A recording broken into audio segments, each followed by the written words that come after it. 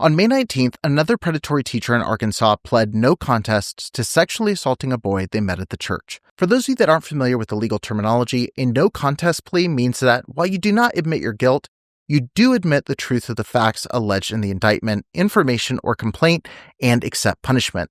It can be beneficial for defendants because it offers them a way to both avoid a trial as well as to avoid outright admitting guilt. This particular case comes from another SBC-affiliated church in Little Rock, Arkansas, and it flips one particular element common in most of the stories I report on. The offender was a female. Reagan Danielle Gray is a former teacher and praise team member at Immanuel Baptist Church. According to a report by ABC News, the victim's parents discovered a series of highly inappropriate texts and Snapchat messages between Gray and their child, which they reported to the church leadership. Court documents describe the progression of the abuse, stating it began with those highly and inappropriate sexual messages that were sent via iMessage from then 23-year-old Gray to her 15-year-old victim.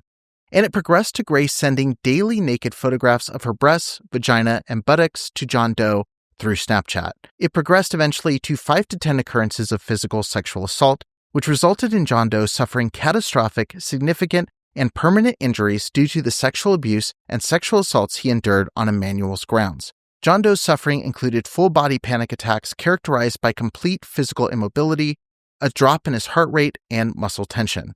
To make matters worse, when Pastor Stephen Smith was made aware of this abuse, he allegedly took Gray out of ministry for a week to a month-long period. Stephen Smith also assigned his own wife, Ashley, to be Gray's accountability partner. Shortly after being taken out of ministry, Gray told Stephen Smith how depressed she was not being able to serve the children at Immanuel. Stephen Smith then allowed Gray to go back into student ministry. According to evidence presented in the trial, Immanuel Baptist Church follows a procedure when an allegation of abuse of violent crime is brought forward against a volunteer. The Immanuel Safe Sanctuary Committee decides after an internal investigation if the person in question is allowed to continue volunteering or not. I suppose it should come as no surprise to anyone when I say that ABC News reported that Immanuel Baptist is also currently involved in 2 ongoing lawsuits alleging the church engaged in the cover-up of sexual abuse. Gray is named in one of those suits.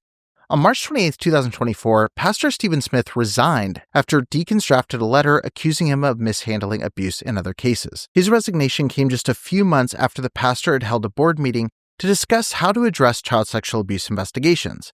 A meeting, I might add, that deacons with relatives who had been abused by ex-church workers were specifically barred from attending. The actions of those who abused were awful and wrong. And I'm brokenhearted that they harmed anyone, especially at our church with our family at Immanuel. My handling in these situations should have been better. And again, I just want to be clear about that. So much of this winds up in the papers anyway. I want to just communicate directly with you instead of you wind up hearing it from another source. I want you to hear it from me directly and not from outside media. Gray has been sentenced to 6 years probation and will be required to register as a sex offender.